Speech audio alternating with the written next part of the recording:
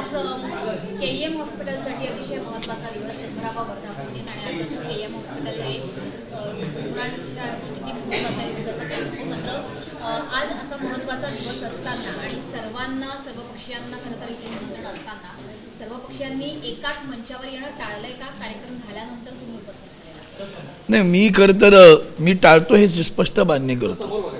मी गद्दारांबरोबर share नाही करत stage. तुम्ही मला गेल्या 2 वर्षातला एकही कार्यक्रम दाखवा की जिथे ते मंचावर आहे आणि मी मंचावर आहे. मी नाही येत. मी मनापासून ठरवलं आहे की काही गोष्टी संस्कृतीच्या आड येतात. आपल्या महाराष्ट्राच्या संस्कृतीचा ऱ्हास होतोय याचं तुम्ही नुसतं व्यक्तिसापेक्ष बघू नका बरं. ते व्यक्तिसापेक्ष गोष्ट नाही आहे ती. महाराष्ट्राला काळीमा फासणारी गोष्ट आहे. माणसं विकली जातात, भयगंडाने पळून जातात. ही लढाऊ छत्रपतीचं नाव घेतो आपण. लाज वाटली पाहिजे ना. म्हणजे महात्मा फुलेंनी जेव्हा शिक्षणाची क्रांती करायचं ठरवलं त्या सावित्रीबाई फुलेंवर शेणाचा मारा करणारा समाज होता. उभ्या राहिल्या, शिक्षण थांबवलं नाही, शिकवायचं थांबवलं नाही. हा महाराष्ट्राचा वारसा आहे. त्या महाराष्ट्राच्या वारसामध्ये अशा पद्धतीनं गद्दारी केली जाते आणि त्याची भलामण केली जाते आणि लोक तुमच्या माध्यमातून निवडणुकांमध्ये पैशाचं वारेमाप वाटप केलं जातं. त्यानंतर एकही चॅनल दाखवत नाही की पैसे वाटले कोणी, गाडी कुणाची होती, नाही दाखवत. हे दुर्दैव आहे. कळू दे ना की बाबा हे कोण आहे ती लोक की जी समाजाला भ्रष्ट करतायत. दुर्दैव एक असं आहे की विकली जाणारी माणसं उभी राहतात तेव्हा खरेदी करणारी माणसं पण तयार असतात. आणि हा जो खरेदी विक्रीचा व्यवहार सुरू झालेला आहे तो महाराष्ट्राला लांछन आणणार आहे बरं. आणि लोकशाहीच्या मुळावर येणार आहे, संविधानावर आक्रमण करणार आहे. मी काल सर्वोच्च न्यायालयाबद्दल सुद्धा हेच बोललो. नाही, त्याची चिंता नाही करायची. तुम्ही तिथं बसलात ना तो न्याय देण्यासाठी बसलात, न्यायाला विलंब करण्यासाठी नाही बसलेले आहात तुम्ही. त्यामुळे न्यायाची वेळ ना, justice delayed is justice denied. तो जेव्हा विलंब होतो तेव्हा तो नाकारला जातो असं त्याचा अर्थ आहे. आणि त्या पद्धतीनं इथंही तेच घडत असतं. आणि म्हणून मी त्या सगळ्या मंचांवर नसतो. पण केईएमबद्दल जन्मापासूनचे नातं आहे बरं. शिवडीत राहतो मी, आयुष्यामध्ये शिवडीत आहे. आताही मी काळजोगली शिवडी आहे. याच्यात 1 किलोमीटर प्रांगण असं त्याच्यावर आहे मी. केईएम सारखी सेवा देणारी उत्तम दर्जाचं शिक्षण देणारी संस्था, आरोग्य व्यवस्थेमध्ये जेव्हा मेडिकल कॉलेजला ॲडमिशनसाठी देशातील सगळ्यात हुशार मुलं ॲडमिशन कुठे मागतात, प्रवेश कुठे मागतात? GS medical college. मग ते GS मेडिकल कॉलेजचं सुद्धा विचार केला पाहिजे की का? कारण इतक्या मोठ्या प्रमाणात रुग्ण इथं येतात. माझं तर तुम्हाला विनंती आहे, ते डॉक्टर जेव्हा OPDला बसतो ना तिथेच जाऊन फक्त बघा. बळप तुम्ही विषय बदलताय. आधी KMचे रूट तर मानू दे ना. 1 मिनिट, KMचे रूट तर मानू दे ना. KMचे रूट मानूया ना. प्रसंग येतो तेव्हा KM धावून येतो बरं का. आणि इथं त्यांची रक्तपेढी ही सुद्धा सगळ्यात ग्रेट आहे. म्हणून KMला 100 वर्ष झाली. त्या KM रुग्णालयाच्या सर्व डीनपासून सगळ्या डॉक्टरपासून अगदी वॉर्डबॉयपासून स्वच्छकांपर्यंत, पोस्टमार्टममध्ये काम करणाऱ्या लोकांपर्यंत, autopsy, the body when get goes to autopsy, तेव्हा हे सगळं जे काय आहे ते ती माणसं जी काम करतात ती देवासारखी आहेत. आम्ही भवानीकडे प्रार्थना करू ह्यांना उदंड आयुष्य दे. सगळ्यात महत्त्वाचं ह्यांना उत्तम आरोग्य दे जे लोकांचं आरोग्य ठीक ठेवतात. केएमला मनापासून शुभेच्छा. आता वर्षानंतर केएमचं नाव बदलण्यासाठीचा घाट घातला जातोय. मंगलप्रभात लोढा यांनी आजच्या कार्यक्रमामध्ये स्टेजवरनं ही मागणी केलेली आहे. 100 वर्षात त्या लेवलचं केएम रुग्णालय कुठेही मुंबईत साकार करता आलं नाही. मला नाव बदलण्याचा घाट का? तुमच्या प्रश्नात उत्तर आलं, छान आहे. पण मी तरी पण माझं म्हणणं आहे त्यांना म्हणावं अहमदाबादचं नाव पहिलं बदला, मग आमच्याशी बोला. तुमचे पंतप्रधान देशाचे राज्याचे मुख्यमंत्री होते 12 वर्ष, 14-15 वर्ष. आता देशाचे पंतप्रधान 11 वर्ष झाली. अहमदाबादचं नाव बदला आणि इतरांची नाव बदलण्याचं नाव बदलून कर्तृत्व नाही होत बरं. मग गुलाबीच्या जोगण्यात अहमदाबाद नाही का? अहमदाबादचं काय? अहमदाबाद स्वातंत्र्याचे आहे का? अहमदाबादचं नाव स्वातंत्र्याच्या जोकड आहे की गुलाबीचं जोकड आहे ते सांगून टाका. पहिलं ते करा. चॅरिटी बिगिन्स एट होम असं इंग्रजीत म्हणतात.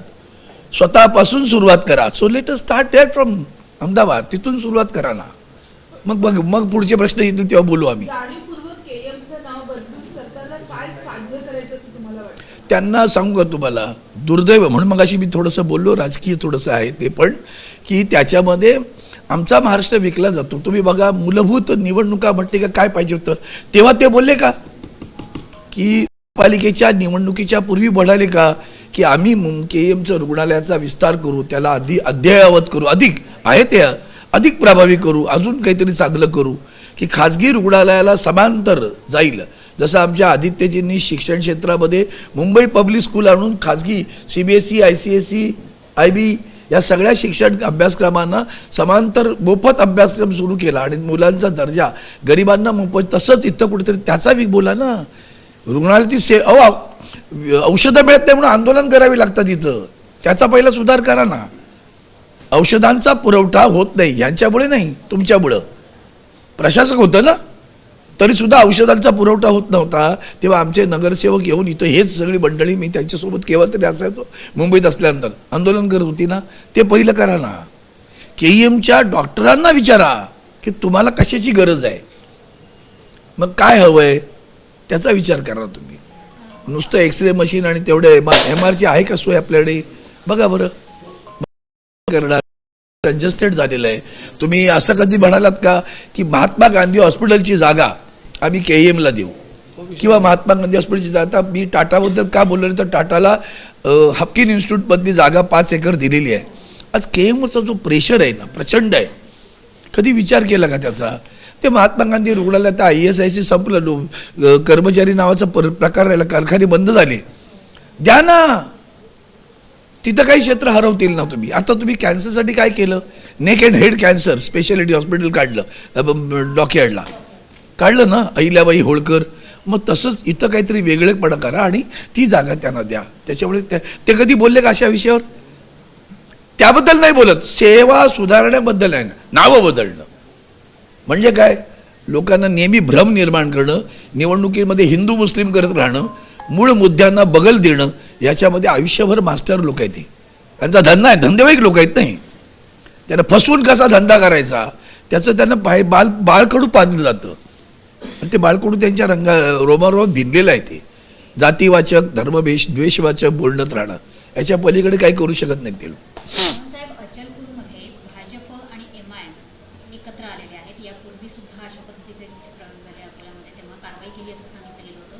मात्र आता अचलपूरमध्ये मला वाटतं काल आज माननीय राऊत साहेबांनी त्यावर प्रतिक्रिया दिलेली आहे. आदरणीय राजसाहेबांना सुद्धा ते फारसं आवडलं अशातला भाग नाही. पाहू आता. आम्ही उद्या वंदनीय हिंदू हृदय सम्राट शिवसेना प्रमुख बाळासाहेब ठाकरेंचा सुद्धा जन्मशताब्दी वर्ष आहे. उद्या त्यांची 100वी जयंती आहे, लक्षात घ्या. आणि 100 जन्मशताब्दी वर्ष सुरू होणार आहे.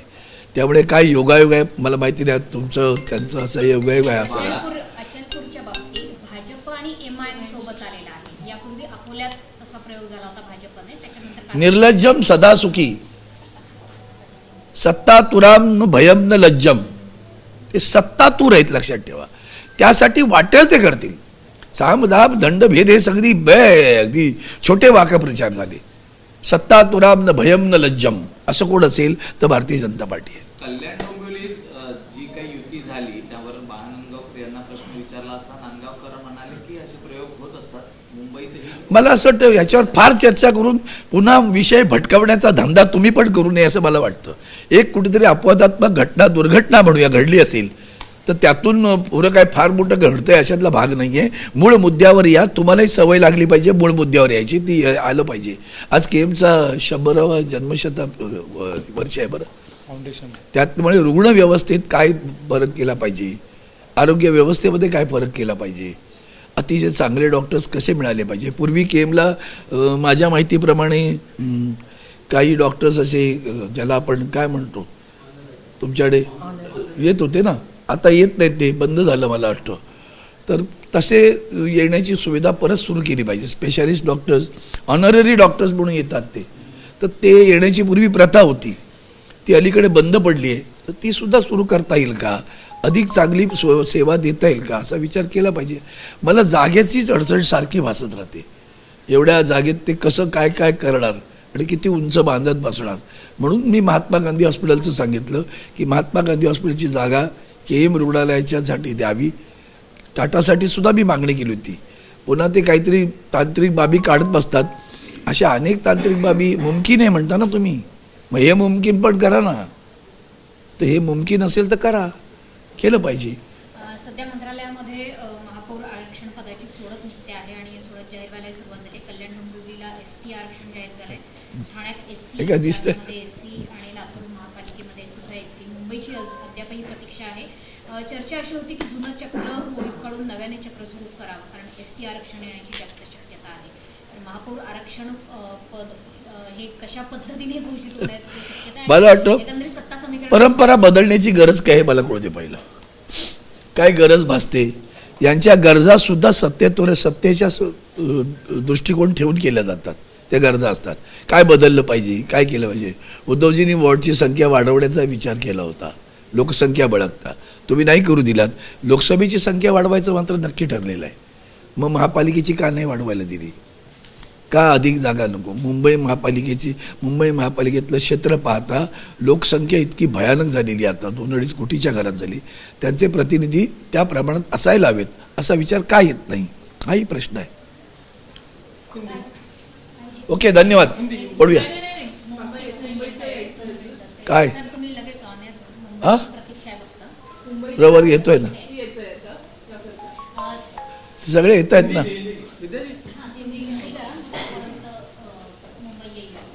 सर हिंदीमध्ये आज केएम को 100 साल पूरे हो रहे हैं. आप जानते हो कि पूरे देश में अगर महानगरपालिका, सभी महानगरपालिका का विचार आप करेंगे तो आपको पता चलेगा कि इस देश में मुंबई महानगरपालिका जैसी स्वास्थ्य सेवा देने वाली कोई संस्था नहीं है, मुफ्त में देने वाली. अगर स्वास्थ्य सेवाएं अगर आप देखोगे तो मुंबई महानगरपालिका के सारे अस्पताल जाइए, उसके साथ में ना सिर्फ वो स्वास्थ्य की सेवा देते, वो महाविद्यालय भी चलाते हैं. और उस महाविद्यालय में प्रवेश लेने के लिए सारे जो बच्चे छात्र है, वो छात्र चाहते हैं कि हमें जीएस मेडिकल में मिले, लोकमान्य तिलक में मिले. क्यों? क्योंकि यहाँ अच्छी तरह पढ़ाया जाता है, उसके साथ में एक अनुभव भी अच्छा मिलता है. क्यों है मुंबई महानगरपालिका, जो महानगरपालिका इतनी सस्ते में इतनी अच्छी सेवा देती है, ऐसी सेवा देने वाली कोई महानगरपालिका है. आज हमारे केएम रुग्णालय को 100 बरस, शताब्दी वर्ष है. अब सोचिए कितनी बड़ी बात है कि एक संस्था 100 बरस चल रही है. कितने दिन आए, कुछ दिन तो साहित्यिक निकले, साहित्यिक थे. इनका कल्चरल एक्टिविटीज में बहुत अच्छे लोग हैं, लेकिन सेवा देने में कोई उसकी मतलब उसका नज़दीक भी नहीं आ सकते, किसी भी वक्त आओ. और उसके साथ में हमारे सब सारे जो पार्षद चुनकर आते हैं ना, वो और ये इतना मिलकर काम करते कि पूछो मत. तो आज उनको शुभकामनाएं देता हूँ. शताब्दी वर्ष पर शुभकामनाएं हैं. अच्छी सेवा देने के लिए जो भी चाहिए, हम जनप्रतिनिधि हैं और आप चाहेंगे तो हमें बताइए कि भैया ये चीज़ों की आवश्यकता है, ये यंत्र चाहिए, तो हम करेंगे उसके लिए. ये तो बोलने वाले लोग हैं. हम आज विपक्ष में हैं, लेकिन विपक्ष है मतलब ताकतवर विपक्ष है. और खास करके केएम, लोकमान्य तिलक, नायर, ये सारे जो महानगरपालिका के रूरल है, उनकी व्यवस्था और अच्छी कैसे करें, उसके लिए हम प्रयास करते रहेंगे. मैं शुभकामनाएं देता हूँ सभी डॉक्टरों को, सभी नर्सेस, वार्ड बॉयज, सभी मतलब जो कर्मचारी स्वच्छता से लेकर पोस्टमार्टम तक काम करते. कभी कोविड में सोचा कैसे काम किया होगा इन्होंने, जाने बचाई है. वो महात्मा उद्धव जी ठाकरे साहब थे जिन्होंने टास्क फोर्स बनाया था. टास्क फोर्स में डॉक्टर वोक करके तभी उड़ीन थे यहाँ, वो भी थे, उसमें थे. तो सारे लोग ऐसे एक मतलब इन्होंने कसम खाई हुई है सेवा देने की. धंधा करने वाले डॉक्टर यहाँ नहीं है, सबसे बड़ी बात है. जिंदगी भर सेवा देते हैं ऐसे लोग हैं. तो मैं उनको शताब्दी वर्ष पर शुभकामनाएं देता हूँ. पालक मंत्री ये कहते हैं कि नाम बदल दीजिए, केएम गुलामी मानसिकता का प्रतीक है. तो कैसे नाम देखो, नाम बदलने से कारोबार बदलता है कि वो सब महत्वपूर्ण होता है. अगर नाम बदलना ही है ना, तो उनको कहो अहमदाबाद का नाम पहले बदल डालो, फिर हमसे बात करें. वहाँ तो देश के प्रधानमंत्री, मुख्यमंत्री भी रहे, इतने सालों से वो नाम नहीं बदल सकते. अहमदाबाद है और भी है वहाँ गुजरात में, वैसे तो है ना, सीमा आए तो वहाँ के नाम बदल डालो, बाद में हमसे बात करो। सर केडीएमसी में अभी एसटी फ्लेवर निकला है, एसटी कैटेगरी केडीएमसी, लेकिन वहाँ पे नाराजगी ये है कि मन से साथ चली गई वहाँ पे एकनाथ शिंदे के साथ। नाराजगी है ना, हमने कुछ तत्व क्या आचरण किया है। सत्व और तत्व ये बहुत बड़े शब्द है, इतना आसान मत समझो इन दो शब्दों, दो अक्षरों के लिए। छत्रपति शिवाजी महाराज का नाम लेते हो और गद्दारी करते हो। वहां भी थे, इतिहास में हुआ ना। अगर नहीं होता तो छत्रपति संभाजी राजे कभी नहीं मिलते। शत्रु ने जब उनके ऊपर हमला किया, उनको पकड़ लिया, तो कौन थे, किसने रास्ता बताया? रास्ता बताने वाले हमारे ही लोग थे ना, ये नहीं भूलना। ऐसे गद्दार उस वक्त भी थे और आज भी है। ये महाराष्ट्र की संस्कृति को ठेस पहुंचाने वाली बात है।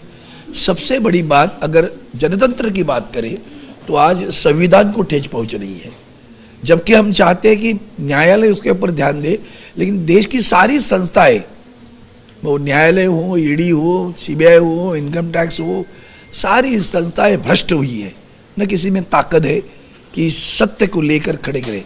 उस दिन मैंने किसी इंटरव्यू में कहा था, जुडिशियरी शुड बी जुडिशियस, तो judiciary itself is not judicious, तो question doesn't arise at all. तो सवाल यही है कि आपके भी लोग एडीएमसी के एकनाथ शिंदे के साथ जाने के लिए तैयार है, ऐसा क्या एकनाथ शिंदे कर रहे हैं? नहीं, ये देखो मैंने वहाँ पे अपनी सत्ता बना, मैंने सिर्फ भ्रष्टाचार नहीं, अभी एक मैं और शब्द प्रयोग करता हूँ। अब महाराष्ट्र में व्यभिचार शुरू है। ये सिर्फ भ्रष्टाचार नहीं, क्योंकि जनतंत्र में जनता क्यों चुप बैठी है? भाई जनता ने मुझे अगर शिवसेना के नाम पर चुनकर दिया और मैं कोई दूसरी पार्टी की जाने सुन, तो जनता मुझे खींचनी चाहिए। वो तो प्राइवेट मेंबर बिल आता है बार बार कि इनको पीछे बुला लूं। भाई रिजाइन करो, जाओ ना, हम मना किधर करते हैं? चुनकर किस पार्टी से दिया तुम्हें? वो पार्टी छोड़कर तुम जाते हो, रिजाइन करो, इस्तीफा दे दो और चुनाव लड़ो, जाओ कहीं जाना है वहां जाओ। ये बिके हुए लोग हैं ना, यही तो बेकार है। तभी तो अंग्रेज आए ना। अंग्रेज क्यों आए? मुगलों ने क्यों राज किया? छत्रपति शिवाजी महाराज को क्यों खड़ा रहना पड़ा? सवाल ये है कि क्या मनसे और यूपीडी का गठबंधन टिका रहेगा? अगर ये स्थिति अगर आपकी स्थानिक लेवल पर है, आपके लोग भी चाह रहे हैं एकनाथ शिंदे, मनसे के लोग भी वहाँ जा रहे हैं, क्या गठबंधन टिका रहेगा? गठबंधन तो टिका रहेगा, क्योंकि हम जब भाई इकट्ठे आए हैं ना, तो इकट्ठा रहने के लिए आए हैं। उद्धव साहब का जवान है वो। और एक ध्यान में रखना, इस देश में जबान को संभालने वाले, और जबान दी, प्राण जाए पर वचन न जाए, ऐसे कोई है तो एक ही है, ठाकरे क्लैन है, बाकी नोबडी एल्स इज देयर। वो पलटी मारने वाले लोग बहुत है, यहाँ नहीं पलटी मारते। एक बार बोल दिया। मुंबई में कुछ लोग आप लोग के मिसिंग हैं, उनके संपर्क में से पता चल रहा है, एक नंबर ही नहीं लग रहा है। हाँ? क्या मुंबई के भी एक नगर सेवक जो है, हाँ, कल नहीं थी, आई आ गई डॉक्टर। मैंने भी आज पढ़ा, क्योंकि मैं आपको बताता हूँ, कल सर्वोच्च न्यायालय में हमारी केस थी, इसके लिए मैं दिल्ली में था। आने के बाद आज पढ़ा, सरिता मस्के करके कोई नाम था। अभी पडवल साहब बता रहे आ गई है, कोई दिक्कत नहीं है। चलो, एक आखिरी सवाल ये भी कि हम देख रहे हैं कि खासकर चंद्रपुर में बड़े तिवारी एक और लड़ रहे हैं, दूसरी और दानोलकर जी। भैया वो कांग्रेस पार्टी का अंदरूनी मामला है, उसके ऊपर मैं भाष्य करना सही नहीं लगता, वो आप देख लेंगे। Thank you. एबीपी माझा, उघडा डोळे बघा नीट।